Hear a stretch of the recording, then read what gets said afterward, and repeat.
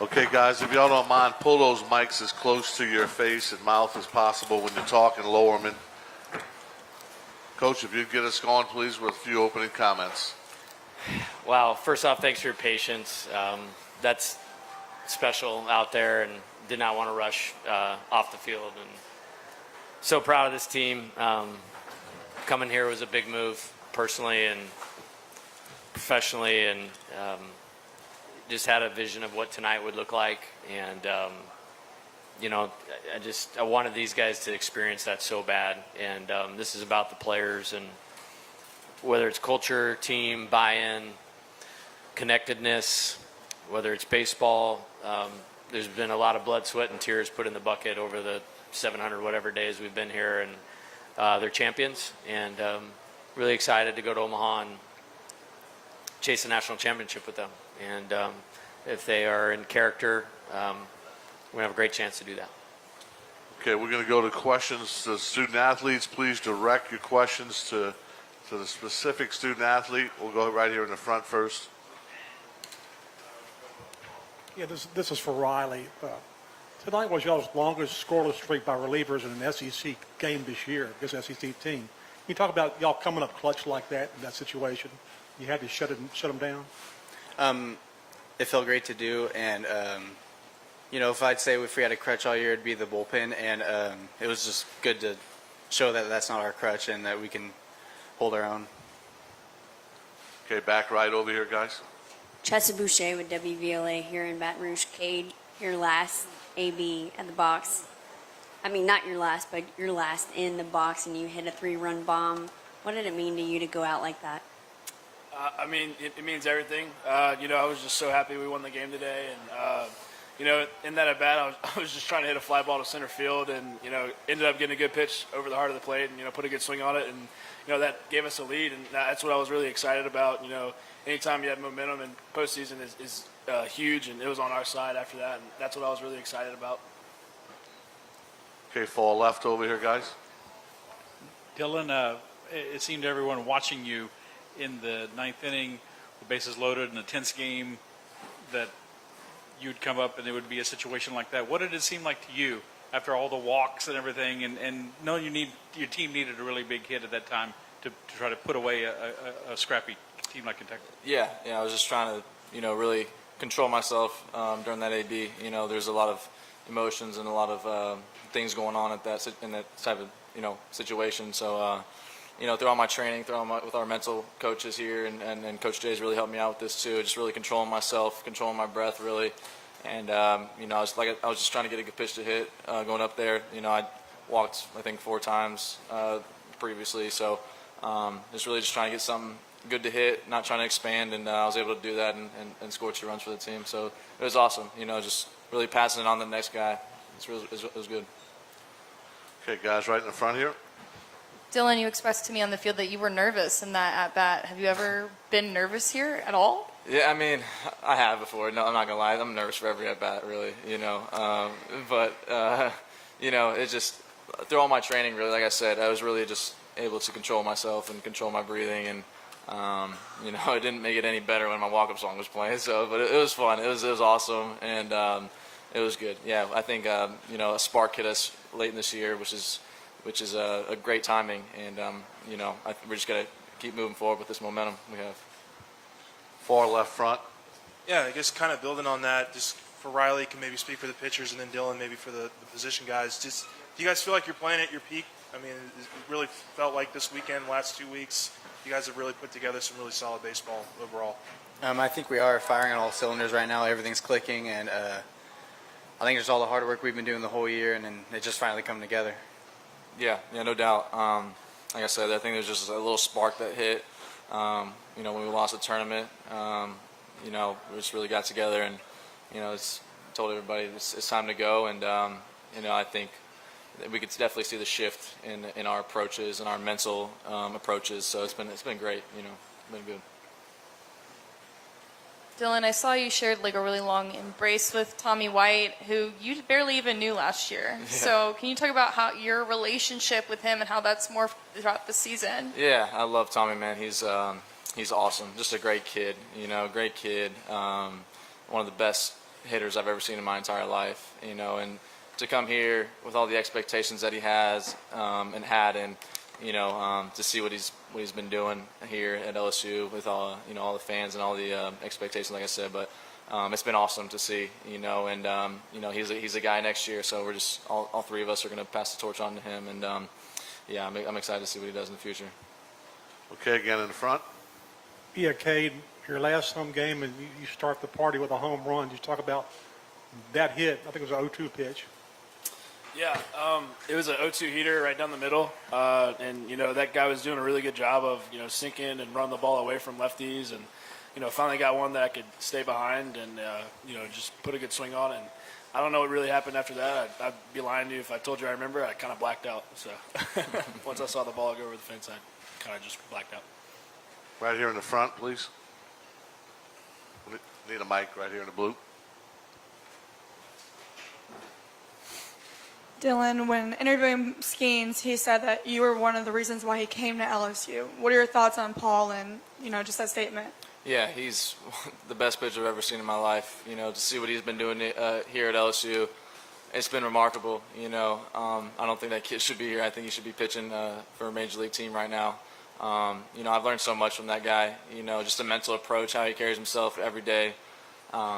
It's been awesome to play alongside of him, and I'm really excited and very proud of him, and just really looking forward to see what he does in the future. It's going to be awesome for him. Riley, you came in as a transfer last year, and there were a bunch more transfers this year. What is it about this team that is able to make those transfers like you feel at home? I know for me, right when I got here, I felt welcomed and felt at home, and the others, I'm sure, feel that way too, and I think that's just what we're able to do, and help us win. Front left. Yeah, Riley, you're probably in a pretty unique position here, being one of the only guys who's made this trip and made it with Coach. Just, I guess, what do you tell the guys in the next couple of days about what to expect, and just from that experience you had a couple of years ago? It's still just baseball, 9 innings, and just a game at a time, and don't look too far ahead. Anything else for the student athletes? One more in the front here. Dylan, this entire season, your coach has had the mentality of one game at a time leading up to this moment right now. Do you say that that's what's gotten to this moment right here, right now? Yeah, for sure. That's been our motto since day one pitch at a time. When you think about it, really, it just kind of breaks down the game in the best way possible, really. You just control the strike zone, control, the offensive line in baseball. Good things will happen at the end of the day, and I think what we're doing right now is very, very good and very special, and we're trying to carry it forward in Omaha. Okay, we don't have any other questions for the student athletes. We'll release those guys. You guys are free to go, and we'll open the questions for Coach Johnson. Right here in the front. Guys, y'all can leave or you can stay, whatever you want to do.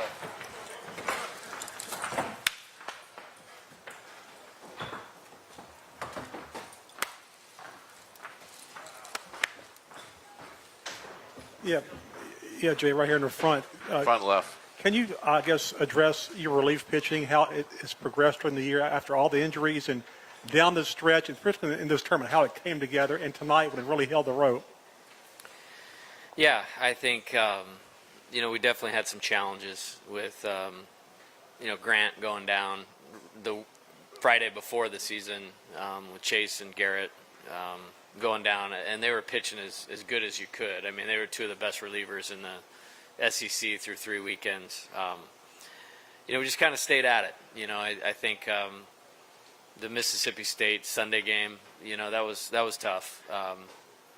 But if you look from that point forward, McNeese on Tuesday, Georgia series, the SEC tournament, regional, super regional, I'd say it's been a strength of this team. And I never really doubted the talent. I think, we just needed to help them get lined up a little bit better mentally. I think the two things that we really focused on were making sure that they were ready to get the first hitter out when they come in the game. Like, we're bringing you in to get that guy out to start with. And then when something goes wrong, just to be able to reset and get to the next pitch. And, you know, the two guys that pitched tonight, they pitched tonight because they're winners. I mean, it's no accident that Big Boy has been to Omaha twice, you know, and has pitched there and helped us get there twice. I mean, I think it's the second super regional win for him. And with Gavin, man, that dude is something else. He has got it. And I was joking the other day, but like after the news with Westbrook, after we won the regional, popped his head in my office and said, "Hey, coach, it doesn't matter who's calling a pitch. I'm going to strike everybody out anyways. Have a good night. We'll see you tomorrow." And take some kind of confidence to do that. But those guys are special, and, you know, great performances all the way through for the bullpen down the stretch. Right here in the front, Coach. Coach, I'm sure you were asked this 2 years ago when you took this job, but with some perspective, how did President Tate and Coach and Athletic Director Woodward just sort of pitch this job to you, and just like what does it mean now to be in the College World Series 2 years after that? Yeah, it means a lot. You know, it started right after kind of heartbreak of losing in the College World Series. I mean, the opening game in 2021, I mean, we had the lead against Kumar Rocker and Vanderbilt late, and we'd played great that night. And it was a tough loss in extra innings, and then got eliminated by Stanford. You know, and then they approached me and said, "Hey, what do you think about this?" And probably wouldn't have gone anywhere else, but the gentleman sitting back there, Coach Bertman, made this the place. And I thought, wow, this is a once-in-a-lifetime, once-in-a-career opportunity and dream come true. To be a part of this, you know, with him and all his great players, and Ben McDonald and Todd Walker and all the great assistant coaches. I mean, I grew up, I'm 12 years old, I had an LSU baseball hat on in Northern California, you know, and watching the purple jerseys run around Omaha all the time. And so to get to coach this team in the College World Series is, I'd have a hard time putting that into words, but it's pretty special. Right in the front here, Coach. Gavin Guidry, I mean, you had two guys warming up in the bullpen. I was wondering, like, what went into the decision to leave him in for that ninth inning?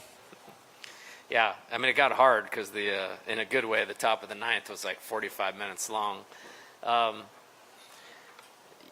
You have to account for everything. And we were in, you know, we have first and goal on the 5-yard line. We're winning tonight. No doubt about it, in my mind. But the way they just weren't getting swings on them, whether it was right or left, and the breaking ball. And then once we scored, I felt like we had some margin for error. And so you put him back out there. I mean, the moment obviously wasn't too big for him. As Coach Bertman talks about, he's past the pressure barrier. You know, for me, the situation never becomes bigger than just him executing his plan. And so we did that, and it allowed us to leave Nate and Thatcher down there. So if you look at if something had really gone wrong, you got Thatcher, you got Nate, you got Javen Coleman for tomorrow. In our offense, I think we would have been okay. And so all of that kind of played into running him out there for the last inning. Back right, Coach. Coach Johnson, you shared a moment with Ty Floyd after this game tonight. What was that moment like for you? I'm so proud of him. Like, I mean, you know, there was a point last year, and I know exactly when it was, and he was struggling a little bit because this guy's talented, and we needed him to believe in himself, kind of equating to his talent. And so I just brought him in and just said, "You're going to pitch, and you're going to pitch a lot, and we're going to take the reins off, and I just want you to go for it." And he did. He finished the year great for us. He beat Hurston Waldrop in the regional, and that guy's pretty good last year. And then I asked him to come out of the pen early this year because of the injuries thing, and may not seem like a big deal now, but first Sunday of the year, he closed 3 innings. And then against Kansas State, who ended up being a good team, closed. And it became evident, like, we need to just put you to Saturday and we need to go for it. And because Paul has been so out of this world good, I think people have really missed how good a season Ty Floyd has had.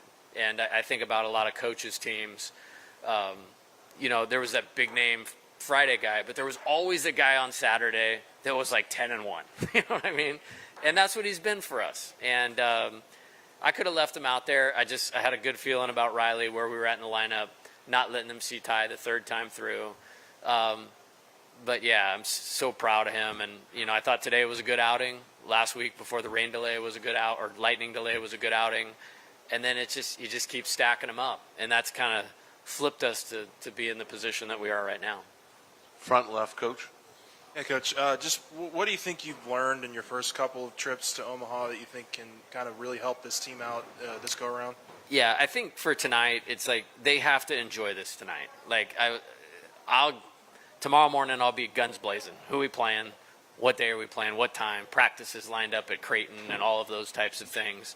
I think you want them to enjoy getting to the College World Series. I mean, outside of Cooper and Bryce and Christian Little, none of these guys have been there. You know what I mean? So they need to enjoy this. Then you start moving into the last couple weeks haven't been by accident. We have prepared at an elite level. I mean, the last 2 weeks have been awesome. I mean, like back to training camp. January is like my favorite time of the year because it's like we're guns blazing. That's what the last 2 weeks have been.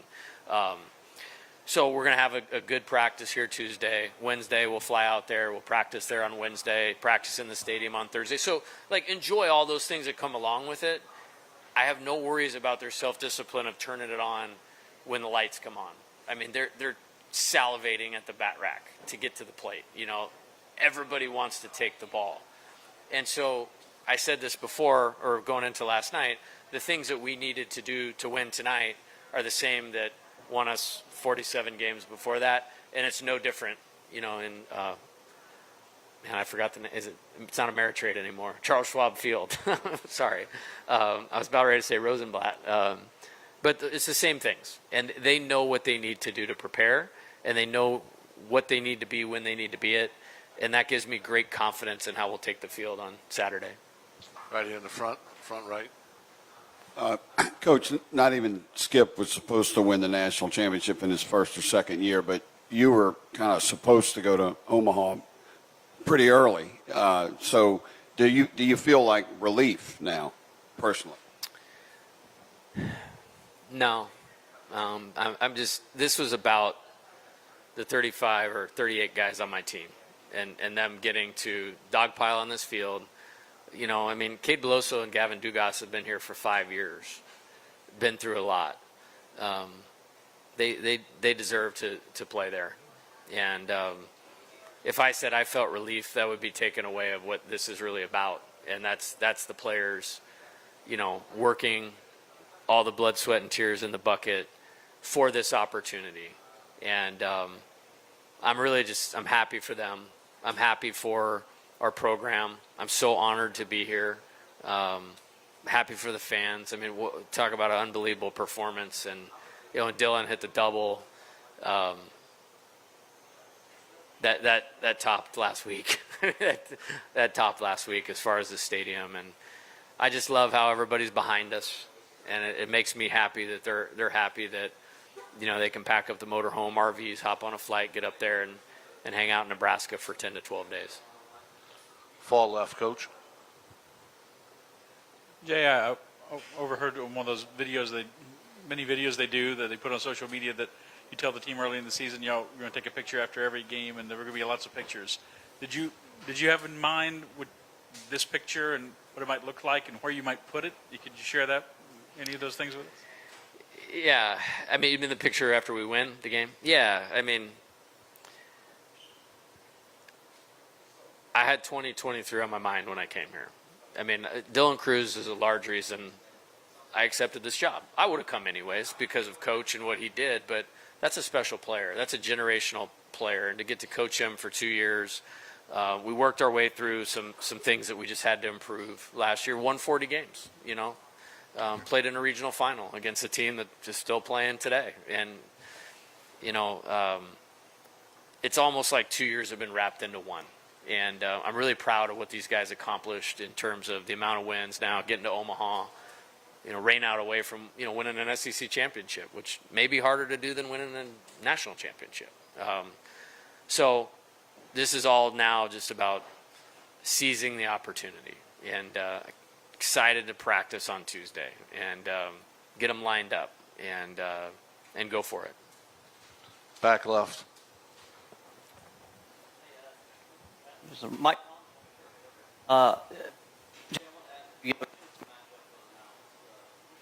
really stressed how much means to him, and I noticed after you guys won, a long conversation with him and an extended embrace. So, his friend seeing he did this season, coach knowing the pressures to win at this level, and 6 years since he had been able to even make it. Yeah, he's a special coach, man, and he's one of my best friends in the world. And when a bracket came out, it was almost like, could it have been somebody else? Could it have aligned? I mean, this is our third super regional that we've won. I played against his team twice. And I just told him after the game that I love him. I think he did the best coaching job of anybody in the SEC this year. Hands down, no question about it. They know how to play. They know how to win. Their pitchers know exactly who they are, how to execute it. They know exactly the style of offense that they are, and they play it great. And we got a little more firepower. And we had this behind us, the Coach Bertman monster behind us. And I just told him someday Kentucky will play in Omaha. And hopefully LSU will be in Omaha at the same time. That would be awesome. If for some reason we're not, I will be there supporting him and his team. I mean, he's a special dude. He's a special competitor. He's a great coach and a great human being. In the front right here, Coach.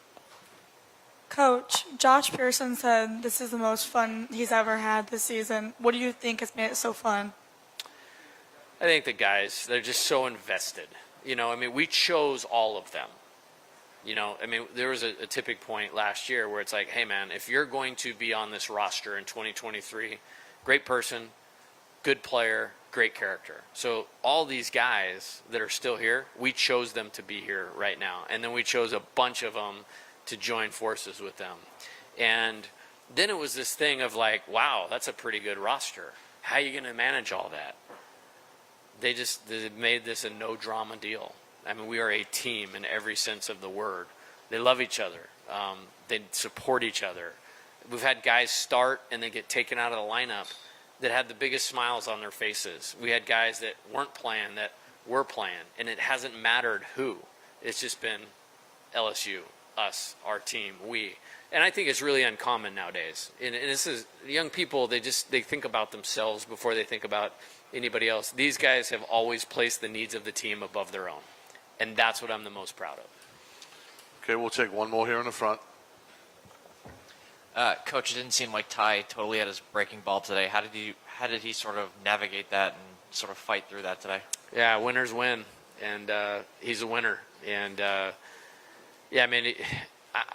he has this knack of he's given something up in the first inning in a few starts and then found a rhythm. And we didn't get into the sixth inning today, but he got us 10 outs and then handed it over to somebody that's completely different than him that got us 10 outs. And then turned it over to somebody that's completely different than both of them that got us 7 outs, with us scoring more runs than the other team. And, winners win, and Ty's a winner. I don't know if I want to end. We've got to do one more. I can't have a bad breaking ball question to end this thing. No offense. One more swing. One more swing. Here we go. Right here in the front.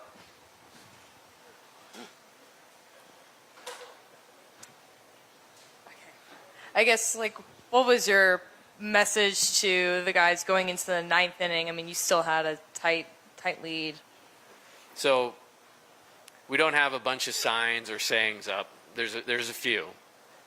If you walk out of walk out of the hallway down into the dugout. I mean, the big one, it just says one pitch at a time.